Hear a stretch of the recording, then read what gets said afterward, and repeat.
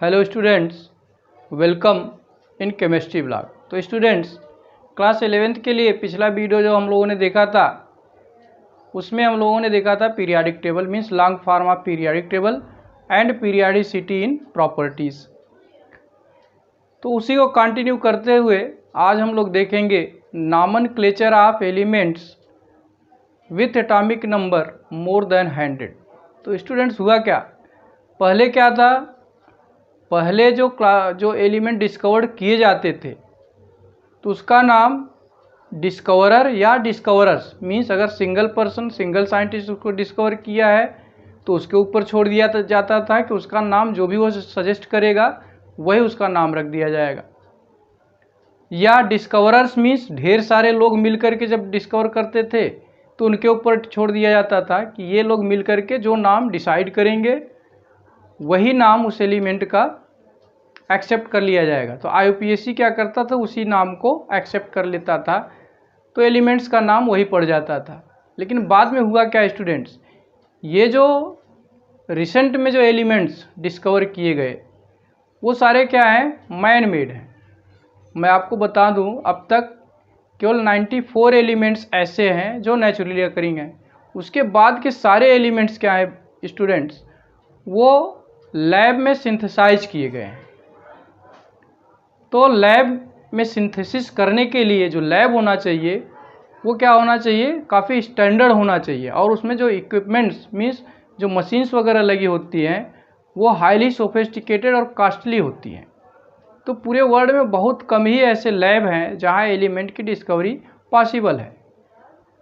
और ये जो हायर एटॉमिक नंबर वाले जितने एलिमेंट्स हैं ये बहुत कम समय के लिए ही एग्जिस्ट करते हैं, मीन्स वेरी अनस्टेबल होते हैं, ये स्टेबल नहीं होते हैं, मीन्स इनका डिकम्पोजिशन तुरंत हो जाता है।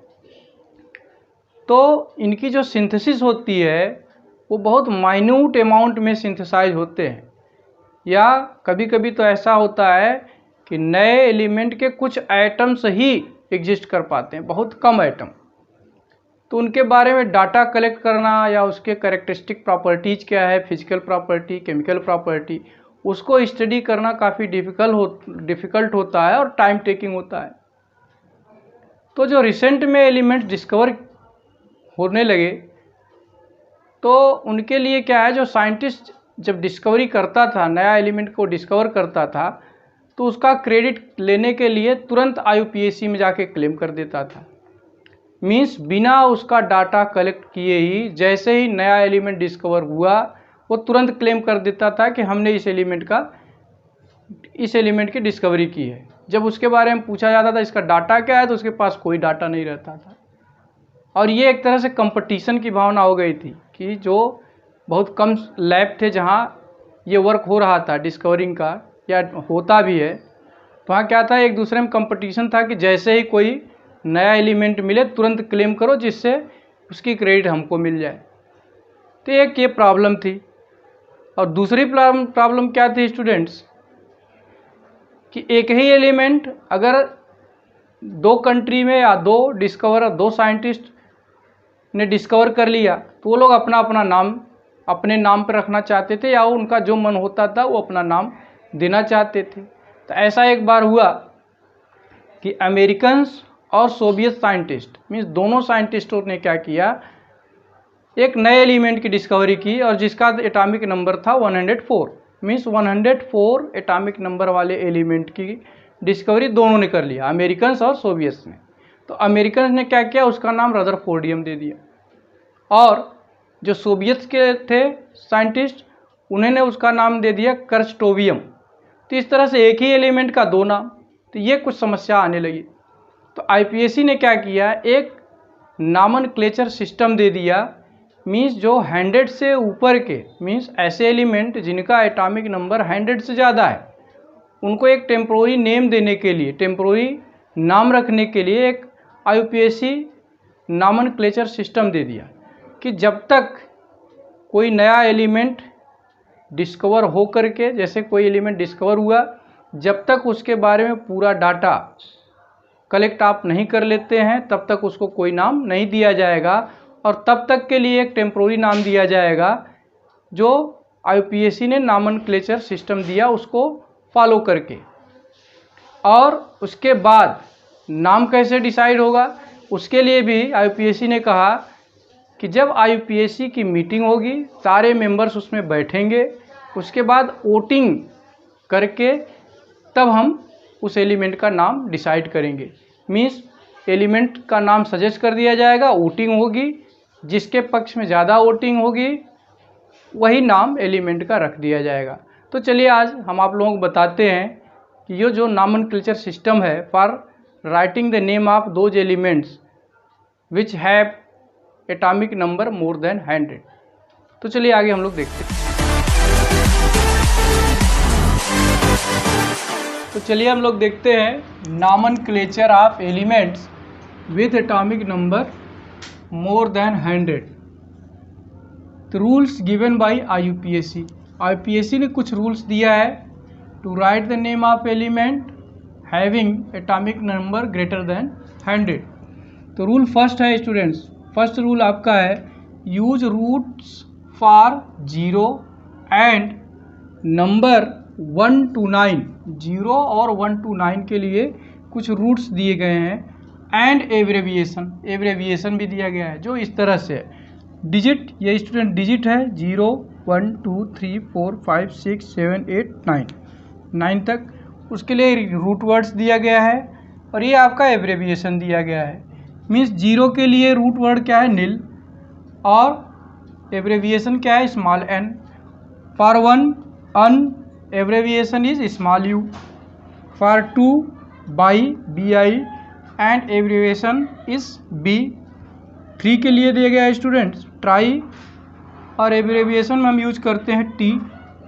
4 के लिए क्वाड q, 5 के लिए pent p small p, this is the small p। 6 के लिए हेक्स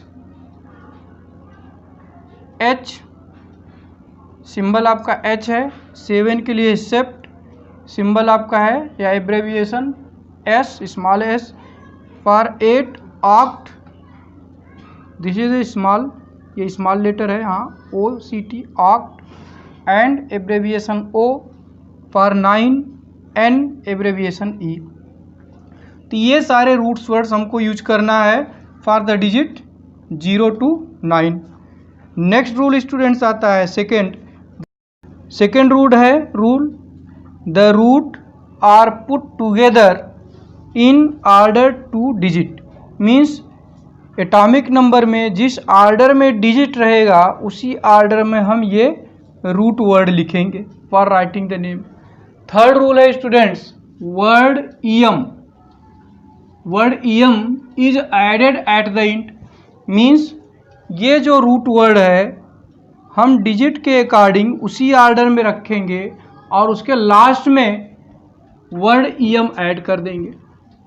फोर्थ रूल है students symbol consisting of 3 letters. जो जिस एलिमेंट का हम नेम लिखेंगे उसका सिंबल लिखने के लिए 3 लेटर्स का यूज करते हैं, 3 लेटर्स का। और वो लेटर्स आते कहाँ हैं, means use first letter of roots.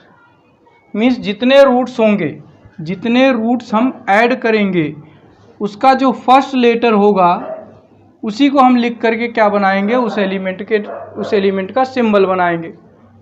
For example, एक एग्जाम्पल से हम लोग समझते हैं।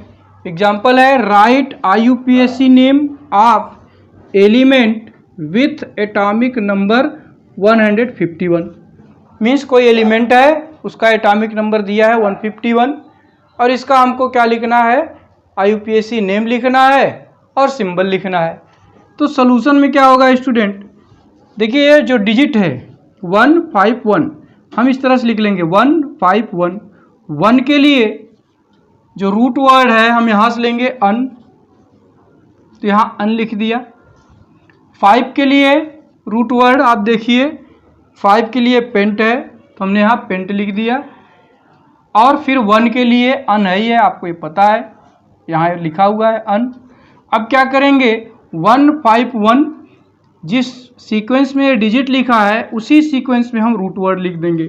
मीन्स अन को पहले लिखेंगे अन, इसके बाद पेंट लिखेंगे पेंट, फिर अन आया है तो अन लिख दिया, और लास्ट में ये ईएम यहाँ जो दिया गया ये ईएम वर्ड जोड़ दिया। तो इस एलिमेंट का नाम क्या हो जाएगा आपका? अनपेंटेनियम। अनपेंटेनियम, अनपेंटेनियम। और सिंबल क्या होगा स्टूडेंट? हम क्या करेंगे, ये फर्स्ट लेटर लेंगे, ये फर्स्ट लेटर इसका, फर्स्ट लेटर इसका, फर्स्ट लेटर इसका, means U P U. You should be in capital letter. आपको पता है जब भी कोई सिंबल लिखते हैं किसी भी एलिमेंट का तो फर्स्ट लेटर किस में लिखते हैं? हमेशा कैपिटल लेटर में। उसके बाद जो भी लेटर आएगा उसको हम स्मॉल लेटर में लिखते हैं। तो ये हो जाएगा U capital letter, P small और एन स्मॉल। तो इस एलिमेंट का सिंबल जिसका एटॉमिक नंबर है 151, उसका सिंबल हो जाएगा UPN। इसी तरह से एक और एग्जांपल देख लेते हैं स्टूडेंट। सपोज करिए 106 है, 106, तो इसका नाम क्या हो जाएगा? 1 के लिए हम क्या यूज करेंगे? अन। 0 के लिए स्टूडेंट्स आप देखें यहाँ नील है, तो यहाँ लिखेंगे नील, NIL। अननील। 6 के लिए हेक्स, अननील हेक्स, HEX, हेक्स। और लास्ट में हम EM वर्ड ऐड कर देंगे, IUM। तो आपका नाम क्या हो गया? अननील हेक्सियम, अननील हेक्सियम। और सिंबल क्या हो जाएगा इसका? सिंबल अन का U ले लेंगे, U, और नील का N, हेक्स का H, UNH। This is the symbol. तो I think students all of you got the rules and you understand well, and you are able to write the name of elements with atomic number greater than 100 and also the symbol. That's all for today.